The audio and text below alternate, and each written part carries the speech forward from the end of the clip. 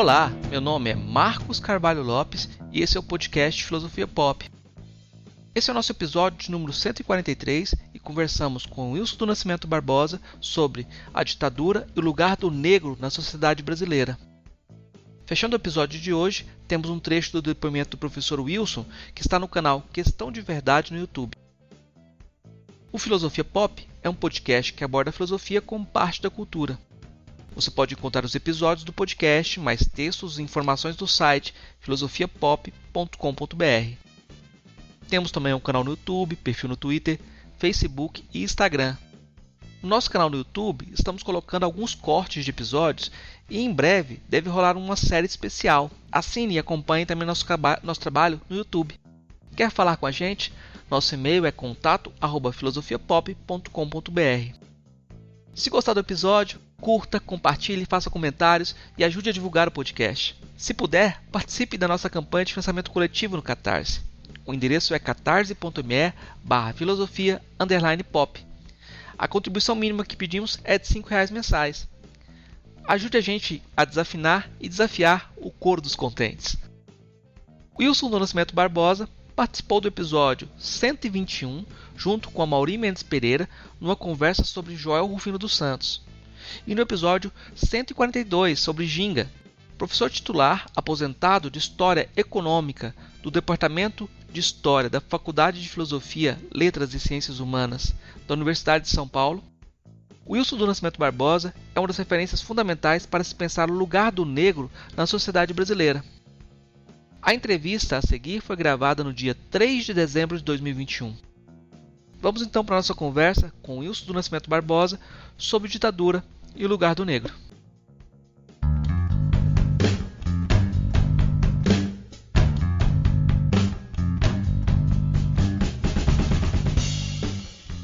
A gente começou sempre no último episódio do ano falar da ditadura, né?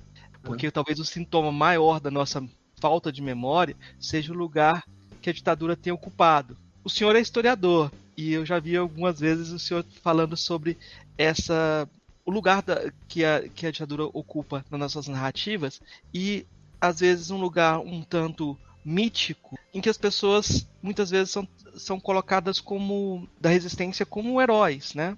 Esse tipo de narrativa ajuda a pensar a ditadura ou dificulta mais ainda essa mitificação? Eu acho que não tem efeito nem para uma coisa nem para outra. É só uma maneira de ver. Porque, mesmo na história, quando você vê que alguém está investigando, tem aquele que vai dar mais importância ao lado inconsciente, né? Então, a gente pode dizer que tem uma história cultural, e é um dos braços metodológicos frente a essa história cultural é psicanalítico, né? Outros fazem a história cultural, mas fazem uma história cultural, digamos, vinda do marxismo, vinda do empirismo. Então, eu acho que não tem muito problema como a pessoa avalia, como vê, porque o importante é trazer a sua experiência, trazer a sua leitura. Por que nós temos essa vocação para dizer que as pessoas que lutaram contra a ditadura no Brasil elas têm assim, um certo respeito, uma certa... Porque a última ditadura que nós tivemos, na verdade as duas últimas, aquela de Vargas, de 30 a 45, ela depois daquele levante comunista de 1935, na verdade era um levante nacionalista, né? Como os comunistas que organizaram como levante comunista, ela foi uma máquina de matar a gente. Ela tinha sido já na Revolução de 30, na Revolução de 30 foram mortas milhares de pessoas, sob torturas, cadeias horríveis e tudo. Os livros editados naquela época demonstram isso. Hoje em dia você nem acha mais fisicamente esses livros, mas quem leu 20 anos atrás ou 40 anos atrás sabe disso. E na ditadura de 64 foi o mesmo caminho. Ela foi se tornando cada vez mais homicida e chegou praticamente a uma política de extermínio. Então as pessoas que resistiram, se mantiveram firmes na luta contra a ditadura, visivelmente foram poucas. E aí é natural que as pessoas tenham um certo respeito, culto a isso. Na Argentina não é assim, por exemplo. Os argentinos não ligam muito para quem lutou contra a ditadura, porque talvez a ditadura na Argentina não caiu diretamente por causa dessas pessoas. Mas aqui também não caiu, mas criou isso. mas é que houve muito mártir, como a gente poderia dizer. Pessoas que foram presas e torturadas até a morte pela ditadura. E não são aqueles 600 que o Dom Evaristo Arnes achou, não. São milhares. E o povo sabe disso. Eu perguntei sobre essa questão do herói porque eu vi seu comentário sobre a história do Clemente, né? Sobre o documentário do Clemente. E aí, quando a pessoa vai rememorar hoje, muitas vezes ela involuntariamente entra nessa dimensão do inconsciente, né? E eu fiquei pensando como, das vezes que eu vi o senhor falando sobre o tema, sempre tem essa poda. O seu lugar como historiador volta, né? E o cuidado no falar. E eu fiquei pensando até que ponto que isso tem a ver também com uma dimensão racial, né? Como é que o senhor vê a participação dos negros nessa luta armada? Quer dizer, houve alguns negros que participaram da luta armada, mas são muito poucos. Mas eu diria que a questão não é analisar tanto a do negro na luta armada, mas a participação do negro na política brasileira. O negro como coletivo, ele tem pouca participação política, no sentido da política contemporânea, da política, digamos, de partido político, dessas coisas. Por quê?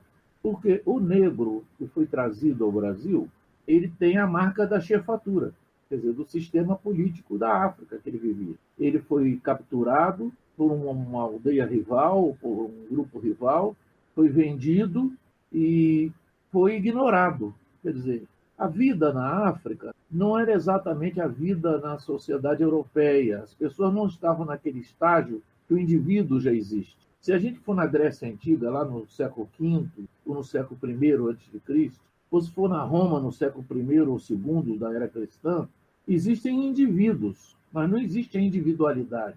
Todo mundo está imerso no coletivo que ele vive, dentro de um grupo do coletivo, dentro da fratria, da tribo, dentro da curiata, quer dizer, dentro daquele lugar que a família dele ocupa na estrutura das famílias aparentadas entre si. E o negro na África, ele estava dentro dessa estrutura. Vou dar um exemplo para você. Uma das coisas que os Boers estranharam quando eles chegaram na África do Sul é porque os negros que dominavam a África do Sul, na visão do Boer, esse aqui é o grupo que domina. Eles, quando caçavam, as melhores caças e primeiras caças, eles iam entregar na casa dos que aparentemente eram inferiores a ele. Eram grupos minoritários, menor número, etc. E diziam, talvez eles acham que descendam desses caras. Eles não entendiam bem porque, na lógica dele de Boer, esses negros são idiotas. Ele caçou o melhor búfalo, ele vai levar para aqueles caras lá, e ficou com outro mais magrinho para ele, para a família dele. Então, por que eles não entendiam isso? Porque, por exemplo, na cultura banto, que é uma cultura, quer dizer, é como o celta. O celta é uma cultura, não um grupo étnico. Abarca vários grupos étnicos diferentes. Na cultura banto, a prioridade é sempre de quem chegou primeiro. Então, quando eles entravam no território, eles nunca usavam armas contra os habitantes do território. Eles entravam no território, ocupavam o território, e os outros que estavam em menor número ou menos armados não enfrentavam eles. Mas eles não agrediam esses que já estavam antes. E aí eles mantinham esse reconhecimento da prioridade do outro. Eles sempre tratavam o outro como superior a ele, embora a maioria fosse, né? Então, foi preciso muito convívio com o europeu para essa relação do negro com o negro se deteriorar, e deixar de respeitar o mais antigo, etc., etc., passar a usar só o critério da força, né? E esse negro deportado para o Brasil, ele tem essa característica, que ele chega aqui, mas ele não é um indivíduo, ele é membro de um grupo. Então, mesmo dentro da escravidão, eles vão se agrupar por etnia, por cultura e etnia. E essa vai fazer um jogo com a outra. Então, entre si, entre eles e deles com os indígenas, eles vão reconhecer os chefes de cada grupo. Então, por exemplo, um rei africano lá da costa africana, que fosse trazido e colocado num ambiente que ele praticamente era o único daquela etnia, ele era respeitado como rei por aquela etnia que estava no meio. Então, os outros não exigiam o trabalho dele, não o desrespeitavam, porque ele tem uma função mágica. Ele era respeitado pelo poder mágico dele no grupo dele, embora o grupo dele não estivesse ali. Então, isso complica muito para o branco entender o que era o negro. Ele entendia de fora para dentro. Ele entendia que eles têm lá as crenças deles, eles são batedores de tambor, eles Então, esse negro brasileiro, ele não vê o sentido da política moderna. Ele não leu Maquiavel. O poder, para ele, é uma coisa natural. Se ele chega aqui e os brancos têm o poder, é porque a terra é dos brancos. Os brancos têm o poder. Ele vive como pode, ali ao lado do branco. Mas ele não desafia o poder do branco. E ele não desautoriza o branco. Então é por isso que o negro brasileiro, do ponto de vista moderno, ele é passivo. Porque ele aceita o que está estabelecido. Eles são mais antigos aqui. A terra é deles, não é nossa. Então, embora eles sejam maus, nos torturem, nós às vezes temos que reagir à mão armada para nos defender deles, mas eles têm a prioridade. E no entendimento da chefatura, do sistema de chefatura, o chefe é que faz as benesses para a população. Ele usa o poder dele para proteger sua população. Você vê que o brasileiro, ele tem eu sempre brinco dizendo que o brasileiro, na hora de receber, ele é liberal capitalista. Mas na hora de dar para alguém, ele não quer dar nada. Ele é liberal capitalista. Mas na hora do Estado protegê-lo, aí ele é soviético. Ele quer receber tudo e não quer dar nada para ninguém. Por que caracteriza isso? Caracteriza justamente porque o chefe no sistema africano, ele distribui as terras são para usar, não são para ser proprietário. Quando ele manda tirar a choça dali, você tem que tirar e botar em outro lugar. Os peixes dos rios, está autorizado pelo chefe a pescar os peixes, né? Se o chefe dizer esse tipo de peixe aqui a gente não pesca, quando o cara pesca, joga ele volta na água. Porque o chefe não liberou aquele peixe. Então, é todo um sistema de autoridade. E autoridade que ele reconhece. Então, o africano, o descendente de africano no Brasil, ele sempre está esperando que o poder público vá dar a ele o que ele tem que receber. Ele trabalha e a parte que ele vai receber, ele vai ser entregue. Ora, ele não percebe que existe uma classe dominante. Aqui não tem um chefe, aqui tem uma classe dominante. Ele, na eleição, ele vai lá e vota no inimigo dele. Ele vota no branco, no engravatado, no dono da fazenda, porque ele acha que ele tem que votar no chefe. Quando ele olha, ele pensa assim, bom, quem é o chefe? O chefe é o branco, é o engravatado, é que tem um carro mais caro, é o dono do banco. Quanto mais rico, mais poderoso ele é. Então eu tenho que votar nele para ele me dar a minha parte. Não tem parte nenhuma para ele, porque é um sistema aqui de classes sociais, não é um sistema de chefatura. Só que o negro continua pensando assim, depois de 400 anos de Brasil. É por isso que você vê negros que apoiam o Bolsonaro, porque na lógica dele, o que o Bolsonaro diz tem que estar certo, o Bolsonaro é o chefe. Ou se não está certo, eu tenho que calar minha boca, porque ele tem o direito de falar, ele é que é o chefe. Então esse troço para a gente é difícil de entender. Mas é o negro característico, ele, para a sociedade burguesa brasileira, ele é despolitizado. Mas é que ele tem uma politização precedente, anterior, antiga, que vem do sistema de chefatura. Não vem do sistema de partidos políticos, e grupos e classes sociais, etc. Ele não entende que a sociedade funcione na base de que eu tenho que me juntar com os que estão ferrados como eu e lutar contra os que têm, porque eu não tenho. Ele não consegue entender isso. Bom que eu fiz uma pergunta sobre a participação do negro em 64, você me deu uma mote para uma tese para interpretar toda a história do Brasil e pensar como essa maioria da população negra permanece nessa visão. Exatamente. Mas aí tem uma superestrutura. Sim, é uma superestrutura congelada que eles têm acesso e você vê, aparentemente você olha, seja uma família quilombola, você diz, bom, ali tem que estar um núcleo mais radical anti-escravidão, porque os caras estão há 300 anos, 100 anos naquela terra ali, sendo oprimidos. E o raciocínio deles é o mais conformista do ponto de vista ocidental possível. Porque eles dizem, não, eles são uma coisa, nós somos outra. Quando você aceita que você é diferente e que você não está na sua terra, você já se ferrou na sociedade capitalista. Todo o raciocínio da participação visualizada pelos brancos é para isolar os negros e deixá-los num canto isolado. Uma das coisas que o senhor fala, que comentou, que eu acho muito interessante em outra ocasião, é como há um espaço de menos de uma vida entre a abolição da escravatura e o golpe de 64. Eu queria que você comentasse um pouco sobre essa continuidade que muitas vezes é impensada, Porque é claro que o Brasil se desenvolveu, muita coisa aconteceu, mas essa continuidade é muito importante ser pensada. Mas veja, a sociedade brasileira, como sociedade de escravidão, ela não se diluiu no dia seguinte do 13 de maio. Ela continua por toda a República Velha. A República Velha era tão absurda que ela proibia o negro de estudar na escola pública.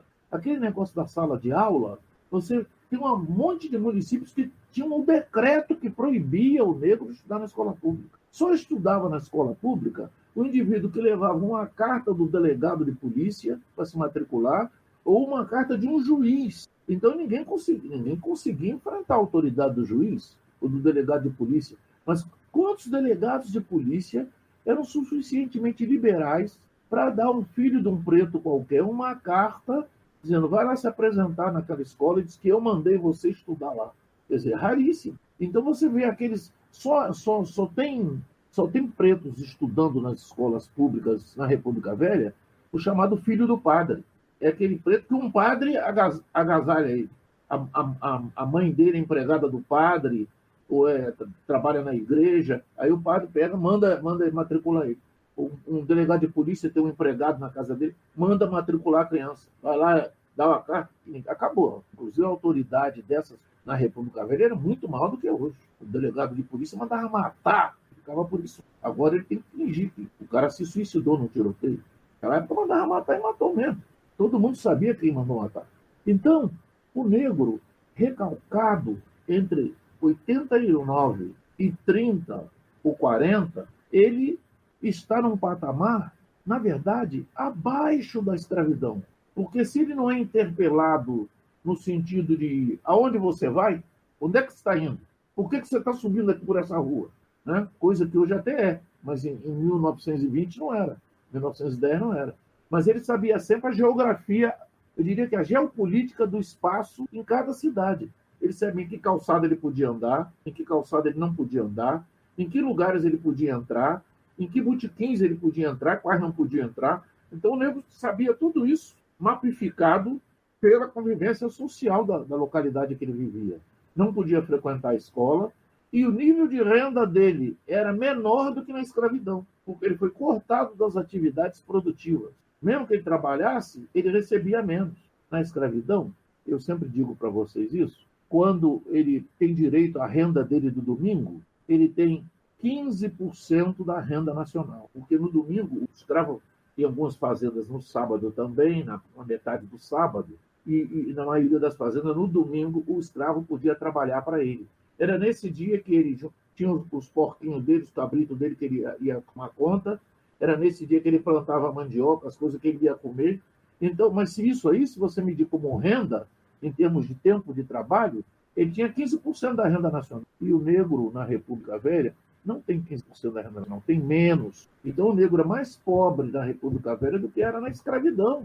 Então, esse negro, realmente, a última coisa que ele ia reivindicar era poder político. Quer dizer, tudo que se passa no poder é um assunto entre brancos. Até aquele negro que sentava a praça no exército, sentava a praça, todo mundo sabia que era por causa do salário. Não é porque ele tivesse uma convicção, ele quer defender esse ou aquele. Ele tem tal ou tal pensamento. E quando tinha, não era um pensamento programático, era uma relação familiar. A família dele trabalhava para o senhor fulano de tal. Então, se ia ter um combate, mandava vai lá com o seu fulano. Ele tinha que seguir aquele senhor dele. Era mesmo senhorio, sistema de senhorio, que é a forma corrompida no sistema de escravidão da chefatura africana. A gente tem alguns cortes, geralmente na narrativa da história do Brasil, e muitas vezes tem um corte aqui da década de 30, da Revolução de 30, como uma mudança do país que aconteceu a partir da Revolução de 30, e outro corte em 64, como se houvesse duas rupturas. É engraçado que, como uma geração anterior pintava toda a ruptura dentro da década de 30, e a ruptura da década de 60 tem muitos elementos ainda que eu acho que a gente precisa pensar nas consequências deles, porque eu vejo muita coisa, por exemplo, no romance, agora que está aparecendo, vejo mais romances sobre 64 ultimamente do que no período anterior. O que o senhor, como historiador, o que o senhor avalia como a ruptura de 64? O que ela significou? A ruptura de 64 tem que ir um pouquinho mais atrás para explicar. Quando acabou a escravidão no Brasil, a escravidão, o tráfico, foi fechado em 1850 com a Lei Eusébio de Queiroz. que é a forma brasileira do Bill Aberdeen, de 1844. Os ingleses deram proibindo o transporte de pessoas sobre o oceano com a finalidade de escravizá-las. Então, os ingleses e os americanos, copiando, começaram a bater nos navios negreiros. Eles chegaram a entrar no porto de Paranaguá e bombardear a fortaleza lá, e afundar navios da Marinha de Guerra do Brasil para libertar escravizados que estavam chegando. Eles várias vezes meteram ganchos em navio no Rio de Janeiro, dentro da Baía do Rio de Janeiro, no cais do porto, que não tinha um cais do porto rigorosamente, tinha um lugar onde as docas, né, onde os barcos saíam para pegar as mercadorias, e eles chegaram ali, ingleses, não americanos, ingleses são duros, eles chegam ali, metem um gancho no navio, puxa para fora da Baía de Guanabara ou para o alto mar da Bahia e tira os escravos dos navios. E chegaram a canhonear barcos da Marinha de Guerra do Brasil e tentaram fazer a defesa desses navios negreiros. Então é muito, muito duro. Eles batem com a mão fechada. Então o que acontece? Esse sistema do Bill Aberdeen, da Lei Eusébio de Queiroz, ele condena a escravidão à morte. Não tem nenhum capitalista brasileiro, dono de fazenda, senhor de escravos, que não saiba que a escravidão vai acabar. O Brasil, atritando com a Inglaterra, foi levado à Guerra do Paraguai, porque o Brasil foi agredido pelo Paraguai justamente porque ele estava de relações diplomáticas cortadas na Inglaterra. Então, seu momento de acabar com esses caras, vamos tomar o sul do Brasil deles. E o Brasil, quando foi agredido pelo Paraguai, ele imediatamente, ele estava sem embaixador com a Inglaterra, ele teve que se aproximar da Inglaterra, pedir pinico, como a gente diz, e voltar ao controle inglês. E uma das coisas que ele teve que fazer foi abolir a escravidão pelo apoio recebido na Guerra do Paraguai. Tanto que, a partir de 1870, a repressão ao abolicionismo ela passa a ser um troço de fachada. O cara é preso, é solto no dia seguinte, o delegado leva você porque você está fazendo uma reunião de escravos pedindo a abolição, dali 2 dias você é solto. Quer dizer, aquilo entra num processo de colapso. Todo mundo sabe que a escravidão vai acabar. E por 2 vias. O extermínio físico dos escravos, que vão morrer de velhice, a lei do ventre livre cortava a renovação do estoque, e por um momento em que, por imposição inglesa ou interna de alguma força, tivesse que cortar, como foi a Lei Áurea, em 88. Então, essa escravidão condenada, ela chega àquele ponto em que é obrigado a despatrimonializar o escravo. Se você pegasse o valor das fazendas, dizem, eu não pude provar ainda o contrário, que 50% do valor de cada fazenda no Brasil era mais ou menos a mão de obra escrava. Eu tenho minhas dúvidas, porque nos Estados Unidos, que tinha muito menos escravos, o 70% do patrimônio de cada fazenda era a mão de obra escrava. O valor do patrimônio dos escravos, o valor contábil, era maior do que toda a indústria do norte dos Estados Unidos. Então, por que no Brasil ia ser diferente? Tanto que no Brasil, em 88, nós só tínhamos 200 empresas industriais, né? Apesar da escravidão vir em colapso. Então, o que acontece? Essa desvalorização do patrimônio do escravo, ela faz com que, quando a escravidão termine, todos aqueles ricos do tempo da escravidão, que mesmo aqueles que tinham se adaptado à nova situação, tinham perdido a maior parte do seu dinheiro com o desaparecimento do valor do patrimônio escravo. Como o escravo não ia ser ressarcido pela libertação, nem os escravos podia mais ser inscrito como valor no banco, esses ricos se tornaram muito menos ricos.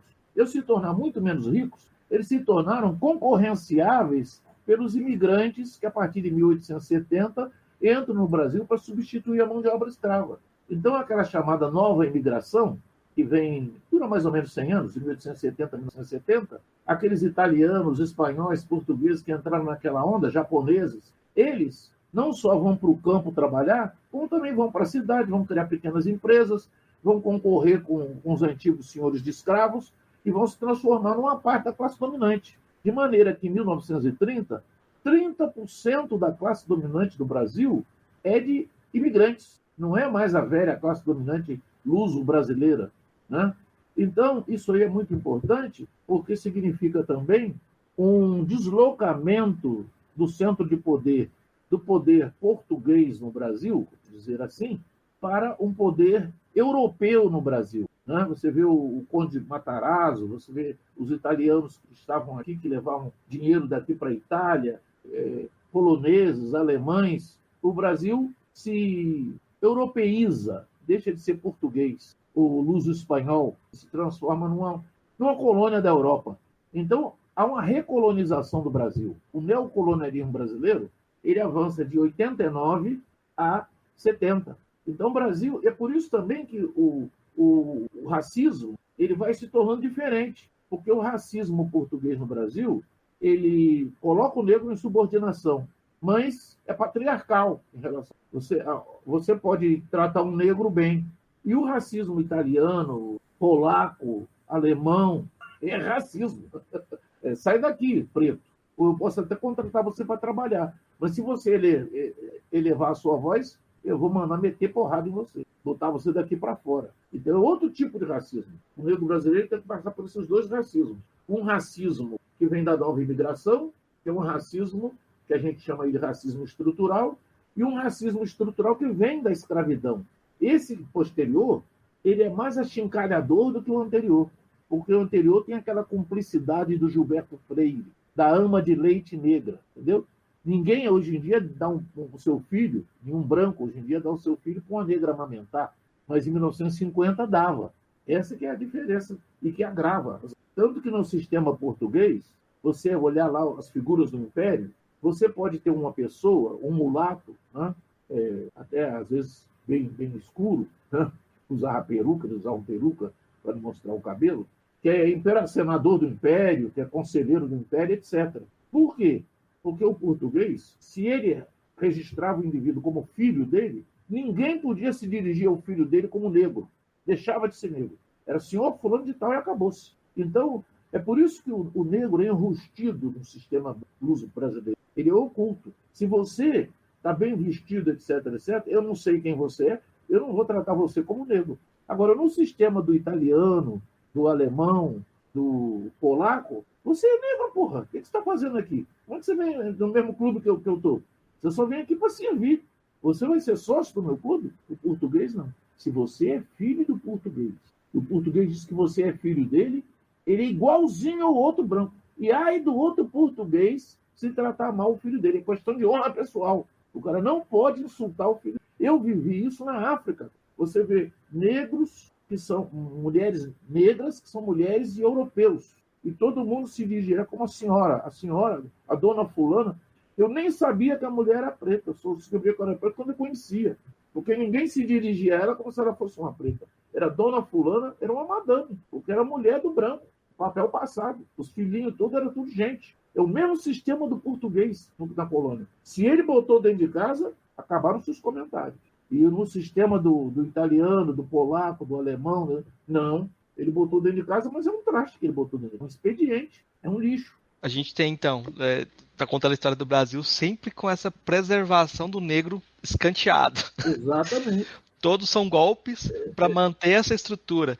E aí eu vou pedir... A gente pode dizer que numa estrutura social, cada grupo social e étnico tem um espaço. Mas o negro não tem um espaço na estrutura do Brasil. Ele tem um lugar, que é o lugar do negro. É como você que guarda a bicicleta do lado de fora da sua casa. Você passa o dia inteiro rodando na bicicleta, depois você encosta na parede do lado de fora de casa, para enferrujar lá na chuva. Entendeu? Ela pode até ser vítima de roubo, mas ela não tem a qualidade para entrar dentro da casa. Se você for um carro, você faz uma garagem para ele. Mas você não faz uma bicicleta com uma garagem. Então é um lugar, não é um espaço. Não cabe espaço para o negro. O negro não tem espaço. Tanto que você vê como o negro fica pisando em ovos quando ele é levado num lugar de brancos. Ele não se sente bem lá.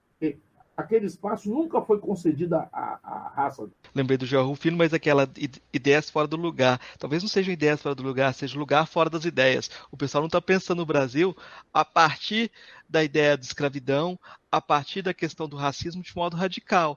Então esse lugar está fora das ideias também. Aí a gente traz as ideias de fora, só que elas não servem para pensar o Brasil. Quando o pessoal... Na verdade, o lugar que os negros estão está no passado. O lugar onde os negros estão está no passado. Nós vivemos uma bitemporalidade. Uma temporalidade onde está a sociedade branca, europeia no Brasil, e extraterrestres vindos do passado, que são os negros, que contaminam esse ambiente, onde eles entram fisicamente nesse ambiente. Mas essa concepção de bitemporalidade, ela também vale para quem está no interior do país. Assim, quando você fala a pessoa do sertão, Porque me parece uma coisa Isso no assim. passado. Sim, me parece uma coisa assim que eu percebi que essa narrativa. Isso Fala? é claramente visível na lógica de que não existe um espaço capitalista para o negro, do fato dele ser negado a ele a casa, é negado a ele um pedaço da rua, é negado a ele a escola enquanto espaço. Tudo isso é negado. A escola pública é um traste, tudo quebrado.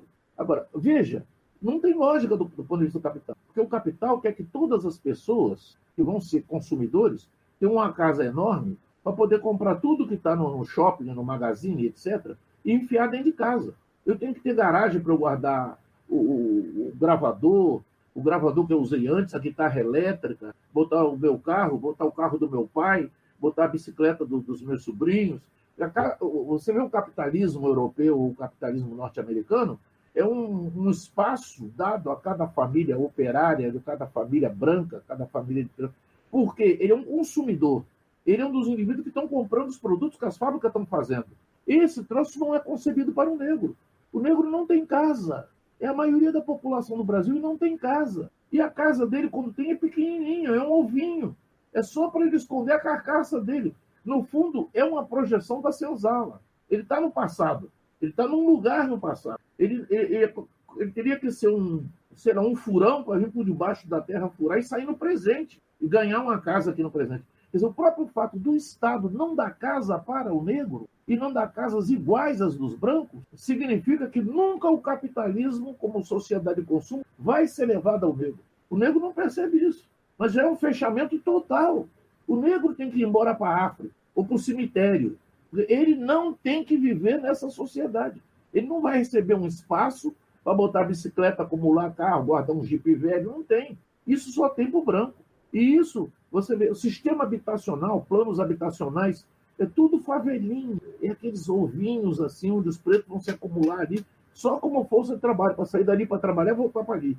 É que nem rato, estão guardados em buracos. Né? E aqueles buracos até são fisicamente, geopoliticamente, tratados como coisas diferentes, porque rapidamente a polícia cerca, invade, massacra, faz o que quer ali com eles. Eles são na senzala, de fato. Eles continuam na senzala. Então, a não apropriação geopolítica do espaço significa que o negro não tem um espaço. O capital não vê o negro como um objeto de consumo. Ele não vai ser membro de uma família de consumidores.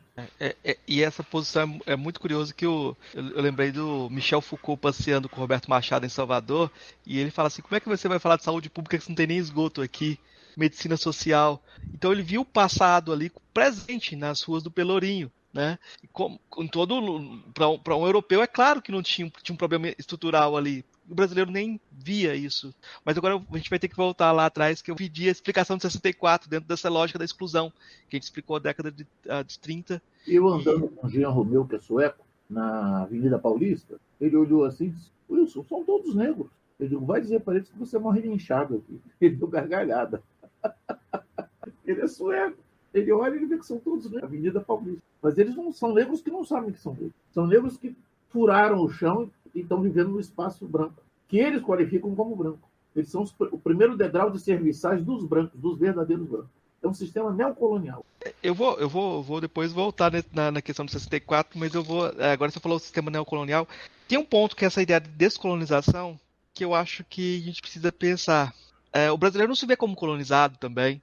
A ideia é que a gente foi independente desde do começo do século XIX. Na verdade, a colonização, a gente já está livre disso há muito tempo. E não percebe que o sistema de colonização continua e o Estado colonial continua porque é um Estado voltado para a exploração e opressão da população interna. A mesma coisa que acontece nos Estados africanos, que não são estruturas liberais, nunca foram estruturas liberais, né? São máquinas montadas para espremer o limão. Sim. A absurdidade da população brasileira é tal que o brasileiro pensa até que vive numa sociedade industrializada. As pessoas pensam. Você pega o cara na universidade e quando você fala em neocolonial, diz, não, mas nós nos industrializamos. Industrializaram quando? Quer dizer, o golpe de 64 foi dado para cortar a industrialização fora. E a pouca industrialização que houve durante o golpe de 64 foi imposta pelo Banco Mundial para absorver o dinheiro dos petrodólares. Eles que mandaram criar aquelas empresas estatais todas que foram criadas no governo do Médici e no governo do Geisel. Quer dizer, aquilo não foi uma decisão do Médici ou do Geisel, aquilo foi uma decisão do Banco Mundial. De fora para dentro, eles constituam empresas públicas que nós vamos dar o dinheiro para vocês aplicarem, porque eles não tinham o que fazer com aquele dinheiro. Então, eles tinham que endividar os países coloniais e semicoloniais. Então, endividaram. Aí nós ficamos com aquela dívida de 50 bilhões, que nós pagamos 300 bilhões de dólares por ela, e até hoje não nos livramos do esquema que ela funciona. Quando você pensa em termos estruturais, a gente olha uma geografia do sul global, as ditaduras do Cone Sul e os movimentos de independência na África, eles têm um paralelismo muito grande. Quando a gente vê o fim da apartheid só nos anos 90, parece que há um arrefecimento no mesmo período e um sistema de exploração também diferenciado. A gente não deixou de ser explorado. Essa ideia de que havia uma independência, o golpe de 64 fazia parte de uma estrutura de dominação. O senhor vê assim também? Em algum lugar existe uma mesa onde sentam quem deve sentar e delibera como vai ser a década seguinte. E esse lugar nós não sabemos onde é, nem participamos dessa reunião. É evidente que houve uma decisão sobre o que vai ser a década de 80. Houve uma reunião e decidiu como vai ser os anos 90. Houve uma reunião e decidiu como vão ser os anos 2000. Houve uma reunião e decidiu como vai ser de 2010 a 2020. A essas reuniões nós não somos chamados. Nós somos conduzidos à situação que foi deliberada. E toda a mídia é imediatamente reformulada como se fosse um convés de um porta-aviões, que puxa o avião, bota para lá e põe outro para levantar voo. Tudo rapidamente é remodelado de maneira que só se toque aquela nota, porque eu digo sempre que é o samba de uma nota só, que é a nota lá, então é a nota lá. Quando você não aguenta mais o lado, o de decisão deles vira para o dó. Aí é dó. Você que estava defendendo o dó, desiste. Mas isso é decidido em algum lugar, que é o centro do poder neocolonial. Eles fazem do mundo o que eles querem, e os outros têm que calar a boca e obedecer. Se você não calar a boca e não obedecer, você será eliminado de uma forma ou de outra. Essa narrativa, acho que cada vez mais necessário falar de império, nomear isso, para que a gente possa problematizar coisas que estão acontecendo agora, porque esse termo foi tirado do vocabulário político. Mas uma coisa que o senhor chama a atenção é que a escolha da luta armada é uma escolha da classe dominante. O senhor vivenciou essa escolha em 64, e aí eu vou pedir para o senhor pensar... Lenin explica isso. A luta de classe ela é travada por formas civilizadas e legais, o que caracteriza a sociedade avançada do capital. Quando a classe dominante não consegue impor as suas soluções dentro do jogo civilizado, ela muda a forma de luta, que é para poder fazer a limpeza diária, fazer um massacre, etc. Então, o que nós vemos no czarismo? O czarismo, depois da Revolução de 1905, ele criou um sistema de depuramento das forças políticas dos trabalhadores e dos camponeses. Periodicamente, eles prendiam os caras e matavam aqueles caras. Como esse sistema não funcionou, porque eles caíram na Primeira Guerra Mundial, atrapalhou eles acabaram perdendo o poder em 17. Mas se nós olharmos aqui no Brasil, é a mesma coisa. A classe dominante, ela mantém um esquema de poder. Quando ela não consegue mais impor aquele esquema de poder, ela parte para a violência. Veja, eles tentaram derrubar o Kubitschek lá em 1956, 57. O exército preferiu ficar, por motivos nacionalistas, do lado do Kubitschek. Deixaram o Kubitschek governar. O golpe do Lacerda fracassou. E o que aconteceu? Houve várias rebeliões. Jacareacanga, Aragarça, só a Força Aérea participou, não conseguiu mobilizar os outros para fazer. Com eles não aconteceu nada. Eles deram o golpe e foram libertados, foram anistiados uma semana depois do golpe. Jacareacanga foi assim, Aragarça foi assim. Em 61, eles derrubaram o Jânio e queriam impedir o Jango de tomar posse. Deram aquele golpe de 61. Foram derrotados pelas manifestações populares e a divisão do exército. O que eles fizeram? Deram outro golpe. Foram punidos? Não. Os direitistas nunca são punidos no Brasil. Deram o golpe em 64 e venceram. Claro, se você joga uma pedra no vidro do vizinho, o vizinho não fala nada. Você joga outra pedra, no outro dia você joga a sua motocicleta na janela do vizinho, não vai jogar uma pedra. Rebenta logo tudo. E é o que eles fazem, eles vão dando golpe, até chegar no ajuste que o golpe deles funciona. Quando eles deram o golpe de 64, eles puseram para fora do exército todos os indivíduos que pensavam diferente deles. Quer dizer, o corpo de oficiais do exército tinha 13.800 oficiais, 5.500 eles deram baixa. 5.500 acabaram com o exército. E fizeram uma ditadura que ficou em 20 e tantos anos. Porque a gente não fala, mas o governo Sarney é uma ditadura também. O Sarney teve uma certa dignidade de não usar aqueles métodos que ele mesmo preconizava na ditadura, fazer um esforço para empurrar para uma democracia burguesa. Mas se ele quisesse, ele foi posto à revelia, porque ele não foi votado para ninguém para ser vice. E ele não tinha faixa nenhuma para receber, porque o Tancredo Neves, que foi eleito no colégio eleitoral, morreu. Então ele tomou posse porque o Figueiredo disse ao comandante do Exército que desse posse ao Sarney, que foi o que eles fizeram. Então o Sarney não foi eleito presidente, ele foi posto como presidente. É um presidente da ditadura, é o último presidente da ditadura. Agora ele, aquilo que ele disse, que ele tinha dado a palavra dele ao Tancredo Neves, que iria cumprir a palavra dele, ele cumpriu. A gente tem que reconhecer na história do Brasil isso. Ele não agiu como um ditador. Ele procurou sempre encaminhar o Brasil para uma democracia burguesa. O que tornou possível a eleição do Collor, etc., volta a um regime relativamente democrático. Porque muitas das coisas que deveriam existir ficaram pelo caminho. E a Constituição de 88, você vê, ela foi posta em 88, e em 90, o Fernando Henrique já começou a remendar ela, a tirar dela tudo que tinha de progressista. Ela hoje é uma colcha de retalho, um lixo que não serve para nada. Até o senhor comentou que os ricos começaram a pagar menos impostos com a Constituição de 88. Claro. Uma reforma... O número de 35% foi para 27,5%. Para 27%, depois 27,5%. Porque no mundo todo, a Reaganomics, quer dizer, o governo da Thatcher na Inglaterra, eliminou os impostos pagos pelos ricos. E o Reagan nos Estados Unidos, com a Reaganomics, eliminou os impostos pagos pelos ricos. Nos Estados Unidos, tinha indivíduos que pagavam 90% da sua renda como imposto. No governo Reagan, passaram a pagar 27,5%. Acabou a arrecadação de impostos dos ricos. A sociedade burguesa, ela não é mais burguesa, porque os burgueses não pagam para manter essa sociedade. É como você está num quarto de hotel e a diária do hotel ser cobrada de outra pessoa. Eles vivem no Estado burguês e quem paga é o operário e o desempregado. Eles não pagam nada. Eles vivem de graça no Estado burguês. Tanto que o Trump é um ladrão para presidente dos Estados Unidos. E a gente criou... E no Brasil é a mesma coisa. A Sim. classe dominante no Brasil, ela paga 6,8% de imposto. E o resto do imposto todo é pago pela população comum. Sim, e a gente... Se você fizer a conta da sua renda, mês a mês, e ver onde vão todos... Você vê que seus impostos são mais ou menos 52% da sua renda bruta. Tá? Entre 52% e 54%. Tudo que você ganha, ele é confiscado. Você paga todo esse funcionamento. E isso você está pagando o quê? Uma sociedade burguesa. Mas que a burguesia não paga. Quem paga é o trabalhador, o pobre.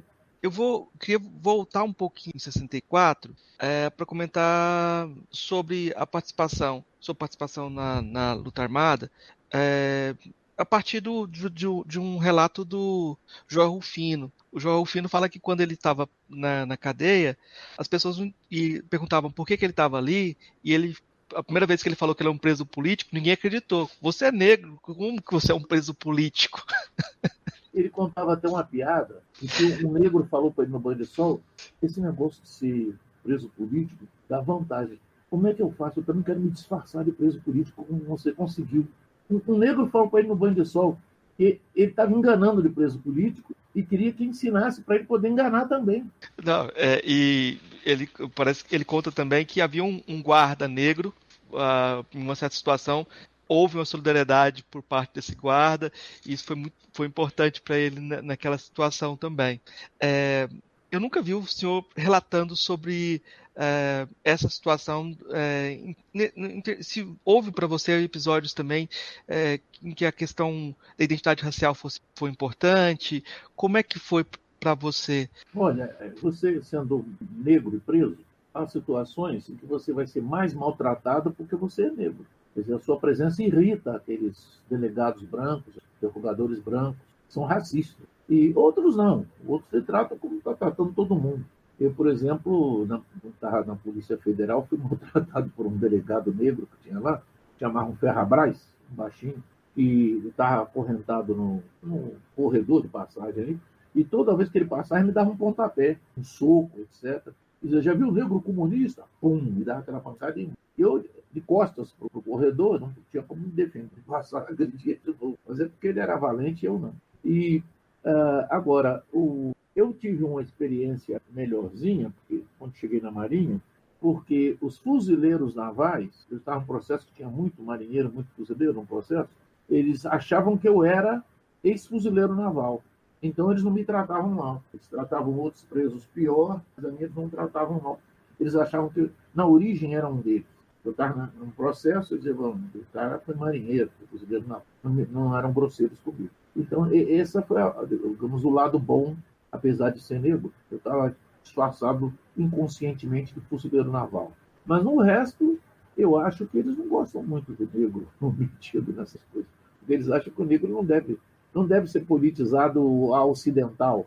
Deve continuar naquela politização africana que eu falei para você. Prestigiar o chefe. Então, eles não me tratavam muito bem por causa disso. O senhor já tinha terminado a graduação em História em 64, e quando a gente vê os relatos daquele momento, havia uma efervescência na historiografia, na ideia de construção de uma história nova, do João Rufino participando, havia muita coisa.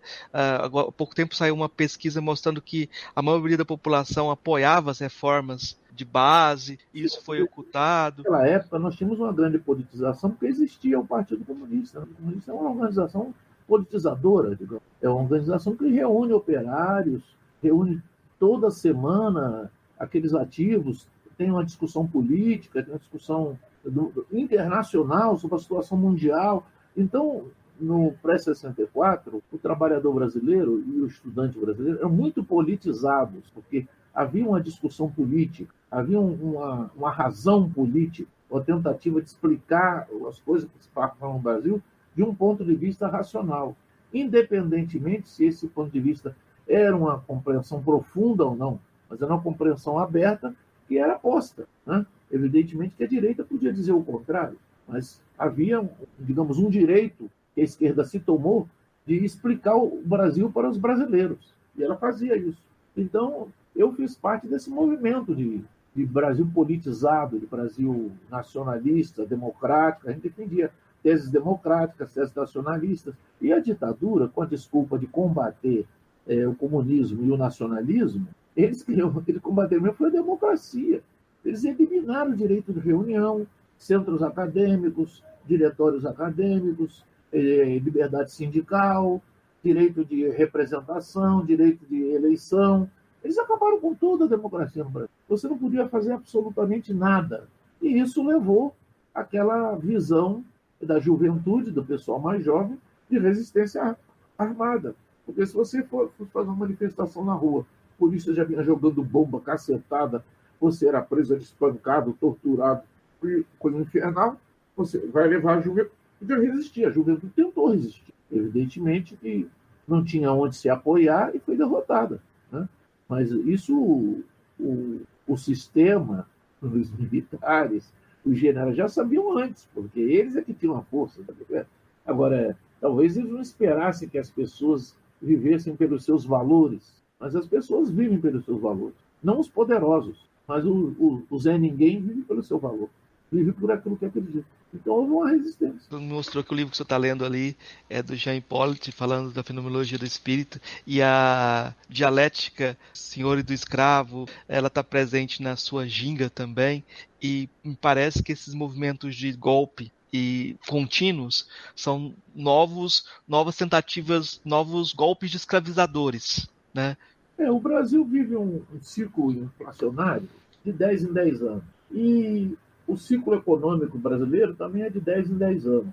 Porque o que existe no Brasil, eu dava sempre o exemplo, eu dava economia política, que é o argumento da caixa d'água. O Brasil é uma caixa d'água que ela enche e tem um ladrão que esvazia.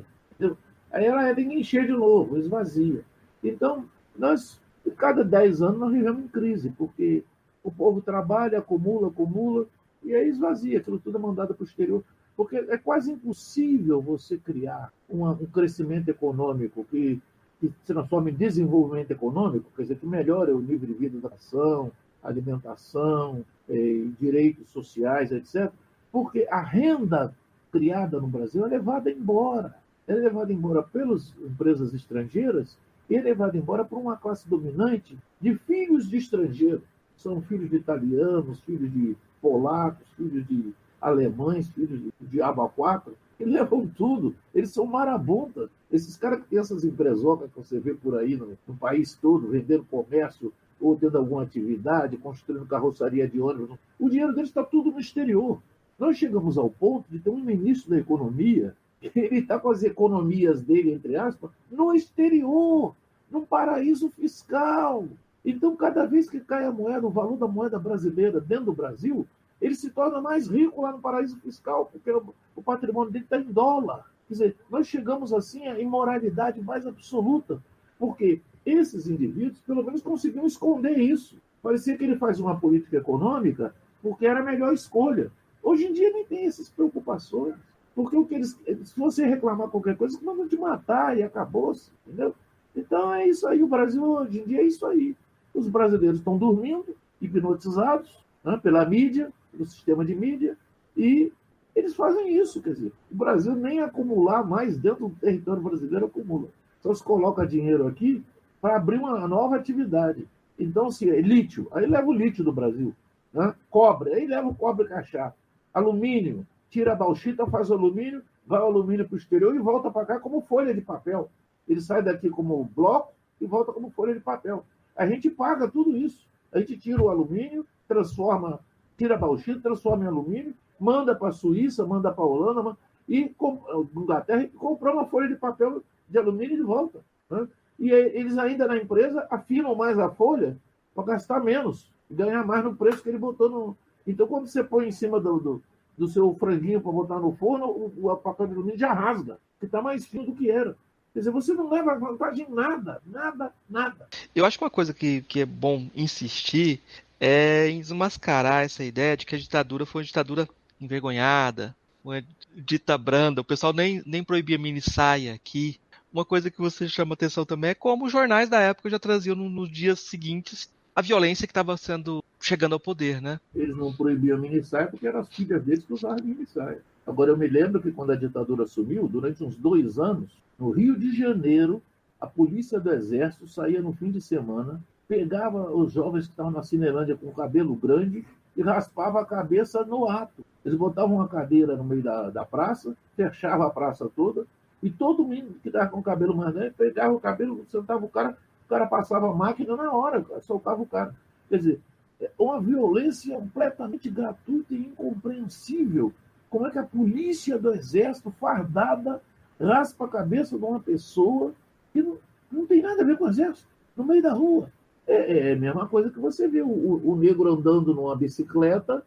Você viu, lembra daquela cena? O negro andando numa bicicleta, ele é parado e o cara com uma pistola na cara dele, querendo matar ele porque ele estava andando numa bicicleta no meio da rua. Então, o que é isso? Isso é o Brasil. Então, a ditadura é um coice, um coice. Agora, o coice é dado com um certo tipo de animal. Para fazer o quê? O senhor escreveu um texto há pouco tempo tentando propor uma perspectiva para o marxismo nesse momento, para pensar uma descolonização. Queria que você comentasse um pouco sobre isso, para a gente pensar numa esperança, numa positividade também. Eu digo no começo daquele texto, eu digo ali que ó, eu vou fazer piada, porque senão eu vou chorar, né? O caso é para chorar. Então, para não chorar, vamos fazer uma piada, vamos brincar. Aí eu fiz um texto meio brincalhão. É claro que tem coisas sérias no texto para a pessoa meditar e pensar. E o que eu digo ali é que nós, negros, devemos começar a nos organizar nas ruas dos bairros e governar as ruas, porque nós somos a maioria da população. Então, não devemos esperar nada da prefeitura, nem dos vereadores, nem do governo federal.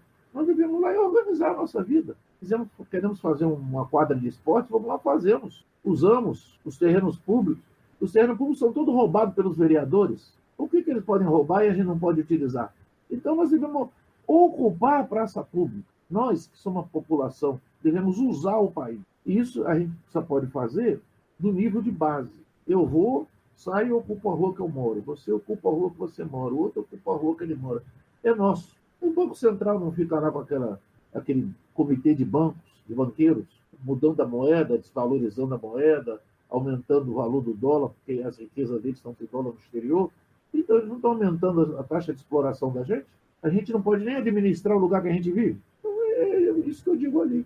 Nós precisamos ter um pouquinho mais de coragem, sair de casa e administrar a cidade. Ela é nossa, o país é nosso. Se nós deixarmos tudo na mão deles, tudo para eles ficarem dando racha de motocicleta ou de automóvel à meia-noite no meio da rua e atropelando as nossas crianças, eles vão fazer isso. Mas se eles forem lá e não puderem fazer, eles vão ficar pianinho. Então vão logo morar na Itália e Miami, que é a terra deles. Deixa as empresas dele aqui só mandando dinheiro para eles. Já estão muitos fazendo isso. Tem caras que candidatam a deputado direto para os Estados Unidos, nem vem aqui fazer campanha. Não precisa nem ter empresa. Você precisa compra dívida do governo brasileiro, você vai ganhar muito mais do que tem empresa. Hoje Exatamente. Não precisa nem desse gasto. Você sabe que no ano seguinte a dívida do governo brasileiro vai ser maior. Sim. E como a moeda com que ele te paga é papel, não tem fundo ouro nenhum, ele vai te pagar em papel. Sim. Pode ser até que em dólar você está perdendo, mas em moeda nacional, se você quiser explorar a população aqui dentro, você está ganhando. Professor, eu queria pedir para a gente fechar nossa conversa, indicações, o que o senhor indica de coisas para os nossos ouvintes lerem, ouvirem, o que o senhor quiser indicar, que você achar interessante. Cara, eu sou ruim de... Eu vou continuar aqui indicando o seu site. Toda vez que a gente conversar, vou lembrar que tem um site lá que tem muita da sua produção, tá lá dentro. Quando aparecer coisas novas, vai estar lá dentro também. E uma coisa que eu acho interessante, talvez se eu colocar lá um link para essas conversas que você está tendo na internet, que tem muito material. Essas lives viraram uma rotina também, e eu acho que é interessante guardar essa memória também. A pandemia aí jogou a gente dentro de live, né? Só virou um ser performático aí na internet agora. Mas deixa o seu recado final, então, para os ouvintes, para a gente fechar essa conversa. Eu pediria que as pessoas, isso que você falou, que as pessoas lessem bastante, se informassem bastante, lessem a parte política do jornal e trocar opinião com outras pessoas, mesmo que não tenha a mesma opinião. Que nós perdemos um pouco essa capacidade de conversar com as outras pessoas. Um pouco por causa da pandemia, ficar preso, tal coisa, se locomover muito, aparecendo. Mas voltar a ter um pouco de discussão política, sabe? Ser um pouco aberto, a procurar abrir a mente, porque se a gente abre a mente, conversa com a outra pessoa que não está levando vantagem com a nós, é um trabalhador pobre com a nós aí, a gente vai chegar numa boa, sabe? Eu recomendaria isso, procurar ler e procurar debater. Essas são as duas fórmulas que a gente tem para avançar, sabe? Isso que o senhor falou também é uma lembrança. Em outro momento, o senhor falou sobre a necessidade de professores fazerem grupos de estudos sobre aquela matéria que estão lecionando. Exato. Eu acho que isso é muito importante para a gente poder dar densidade nos debates e tentar sobreviver às censuras. Fazer um esforço para melhorar o nível dessas redes sociais. Só tem muita gente falando bobagem, insultando os outros. O insulto não leva a nada, né? Analisar, discutir. E o professor é uma pessoa que tem um potencial para dar uma contribuição esclarecedora sobre cada item. Então, o cara escreve uma página sobre um assunto qualquer, com uma linguagem mais técnica, explica direitinho e põe lá, em vez de ficar só trocando insulto. O cara entra, insulta o outro insulta um, e daqui a pouco você vê o cara está defendendo a tortura. Né? Quer dizer, não é possível, entendeu? Nós estamos em 2021, se você vai ler uma coluna, ouvir uma conversa, o cara está defendendo a tortura. Quer dizer, é uma coisa de uma crueldade. Jesus Cristo já morreu torturado. E o cara que diz que é cristão está defendendo a tortura. 2000 anos depois da morte de Cristo. Quer dizer, é uma coisa triste. Então, torcer um pouquinho para a gente elevar o nível da discussão. Aquele ditado, quando alguém começa a falar em cultura, eu saco a pistola. Isso foi o Goering. O Goering disse isso na obra no Estádio Nacional de Berlim. Ele recebeu o diretor da ópera de Berlim, do Teatro Nacional de Berlim, que foi lá pedir para soltar uns caras que estavam presos sob a acusação de ser comunista. Ele disse, mas são grandes figuras da cultura alemã, o senhor não pode deixar esses homens serem torturados pela Gestapo, eles não fizeram nada. Eles talvez sejam de esquerda, mas isso não é um crime. Aí o Goering disse para ele, quando ouço falar em cultura, saco a minha pistola. Para não mandar soltar a rapaziada, ele preferiu usar essa frase. Ele usou essa frase e continua inspirando muita gente no Brasil que tanto. Enfim, estamos nessa encruzilhada. Professor, muito obrigado novamente. Bom fim de ano para você, boas festas, boa entrada de ano. Tem até um episódio que eu vou lhe contar que ele é meio cômico, que é o seguinte: eu costumava, as celas da gente, elas tinham uma janelinha assim bem alta com a grade. Você saltando, você podia subir lá. E a porta era de madeira, só tinha uma janelinha assim para passar o prato, mais nada, passar um pratinho de comida. E aquelas celas, eles botavam em geral 6 pessoas na mesma cela. Então todo dia, quando era assim 5h30, 6 horas, eu tinha uma voz muito possante naquela época, que eu dei aula há 10 anos, era professor há 10 anos já, e acho que até da minha natureza mesmo eu tinha uma voz alta, né? Então eu pulava naquela grade e cantava algum hino. Eu cantava a Internacional, cantava o hino do 26 de julho dos cubanos, cantava aquela música do Silas de Oliveira sobre o Tiradentes, que era uma música que foi de carnaval, né? Eu sempre cantava uma música. E eu fazia aquilo para levantar um pouco o ânimo da gente lá no corredor e para encher a paciência dos caras lá. E aí tinha um colega nosso, que era um advogado, muito boa gente, o Rodrigo, que ele tinha ido no comando da ilha fazer uma reivindicação de todo o presídio ali, né? E aí ele foi lá no comando da ilha, com um papelzinho escrito e tal, estava lá na sala do comandante, que nessa época era o Jader, o comandante Jader. E aí quando ele está lá, ele disse que ele me ouviu cantando. Ele disse que eu ouvia lá da sala do comando, a ilha, né? A vozinha e entrava lá. Aí o Jader falou assim para ele: você está vendo? Você acha que eu tenho muito poder aqui? Mas todo dia de tarde eu tenho que ouvir o Wilson cantando o que ele bem quer cantar aqui. Eu não mando nada nessa ilha. E ele disse, veio de lá, contou para mim, cara, ele falou isso, fez um comentário que você enche o saco dele. Eu digo, oh, que maravilha, agora eu vou cantar mais alto ainda, porque eu não sabia que estava me incomodando. Que é justamente isso, da gente aproveitar qualquer episódio assim, a gente se confraternizava cantando, puxando hinos, puxando canções mais progressistas, aquelas músicas do Vandré, que era para manter o coletivo ali firme, né? Levantar. Inclusive os presos que ainda estavam na tortura, eles ficavam do outro lado do prédio, mas eles ouviam a gente cantar. Era bom, você estar lá se apanhando e tudo, jogado numa cela, isolado. Aí você ouve um coletivo cantando uma música que você vê que é de esquerda, você sabe que é gente sua. Que não é tão ruim assim, que nem tudo está perdido, né? Levanta a moral um pouco também.